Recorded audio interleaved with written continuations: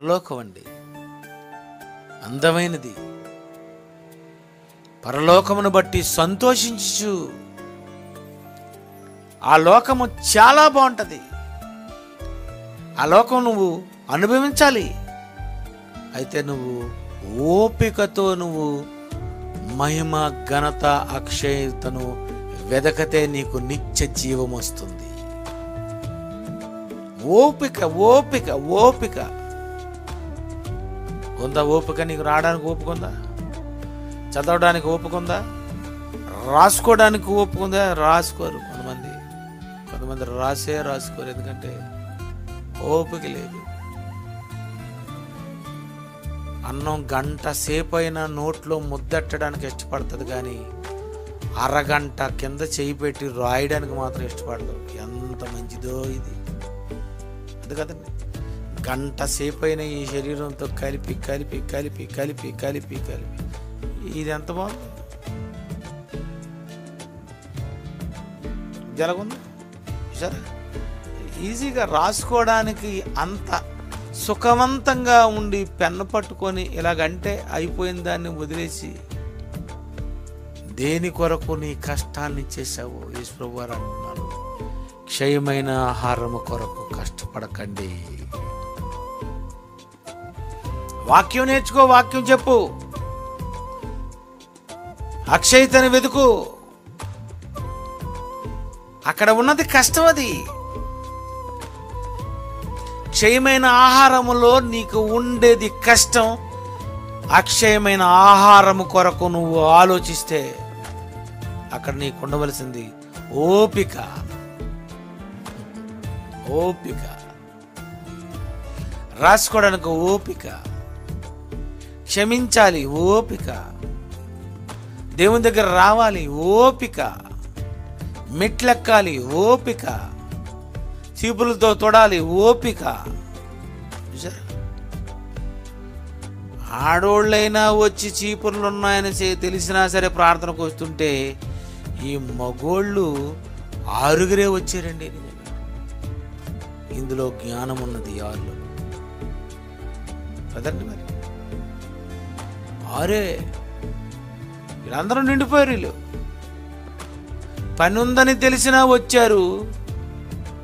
పని లేదు, కుర్చీలో కూర్చొని వినాలని తెలిసినా రాలేదంటే మీరు క్షయమైన ఆహారం కొరకు పోయారనమాట. ఈ వాక్యమే రాయాలండి, చర్చి ముందు రాయాలండి. అదే ప్రసంగం రోజు చెప్తూ ఉండాల.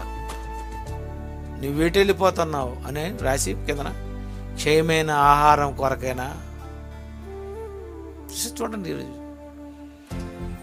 ఏది వద్దో, ఏది అవసరం లేదో, ఏమి తిందమో, ఏమి త్రాగుదమో, ఏం ధరించుకుందామో, అసలు బైబిల్ మొట్టమొదటి మొట్టమొదటి మెట్టు అది. ఆ మెట్టు మీద కాలు వేస్తే నీకు నెక్స్ట్ రోజు వచ్చారు సెకండ్ మెట్టే ఇది. రెండో మెట్టు ఇదేనండి. రెండో మెట్టు, నేను అక్షయతను వెతకాలా, మరో జీవితాన్ని నేను పొందాలా, వాటి కోసం నా కష్టం ఇవ్వాలా, క్షయమైన దానికోసం నా కష్టం అంతా ఇచ్చేస్తున్నానా? సరే, ఇది మానవుడు. కొంచెం ఓపిక, కొంచెం కష్టపడితే నువ్వు నిత్య జీవాన్ని పొందుతావు. ఒక బ్రహ్మాండమైన జీవితాన్ని నువ్వు పొందుతావు. అక్షయమైనటువంటి దాని కొరకు నువ్వు ఆలోచించాలి. ఏది అక్షయమైనదో వాటి మీద ధ్యానం ఉంచాలి. ఒక వాక్యం అది క్షయమైనది కాదు, వాక్యం అక్షయమైనది, అక్షయమైన ఆహారము. ఈ వాక్యం అంటే అక్షయమైన ఆహారము. లోకంలో మనిషి పెళ్లి భోజనాలకైనా వెళ్ళడానికి జనం తక్కువ ఉండాలి, వాక్యం వినడానికి జనం ఎక్కువ ఉండాలి. సరే, పెళ్లి భోజనాలకి ఎక్కువ, దేవుని వాక్యానికి తక్కువ. అంటే ఏమర్థమైంది? క్షయమైన ఆహారానికి పోతున్నారు. పెళ్ళిళ్ళు, పండగలు అన్నీ.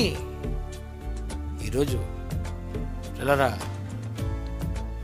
మనిషి ఏమైపోయాడు? అక్షయమైన దాని మీదే మనసు లేకుండా పోయింది. దేని కొరకు నీ కష్టము, నీ శ్రమ, నీ ఓపిక ఇదంతా ఇవ్వాలో, దేని కొరకు నీ డబ్బు పెట్టుబడి పెట్టాలో, దాని కొరకు నీ మనస్సును నువ్వు తిప్పేసుకున్నావు. పోనీ ఎక్కడో ఏదో పని చేసావు, ఏదో పండించుకున్నావు, ఆ తర్వాత దేనికి పండిస్తున్నావు? దేనికి కష్టపడుతున్నావు? దేవుడి కొరక? నీవు, నీ భార్య, నీ పిల్లల కొరక? అయితే మీరంతా క్షయమైన ఆహారం కొరకే కష్టపడుతున్నారు.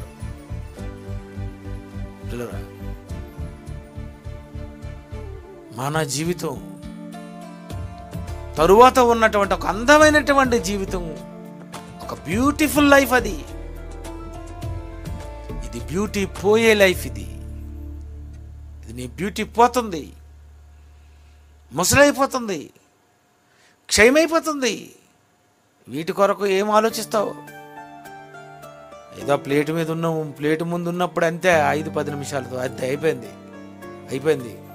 తర్వాత దేవుడి కొరకు ఏం చేయాలి, దేవుడి గురించి ఏం చెప్పాలి, దేవుడి గురించి ఏం నేర్చుకోవాలి, దేవుడి గురించి ఏం రాసుకోవాలి, ఇలా మహిమ, ఘనత, అక్షయతను వెదకే వారికండి నిత్య జీవం.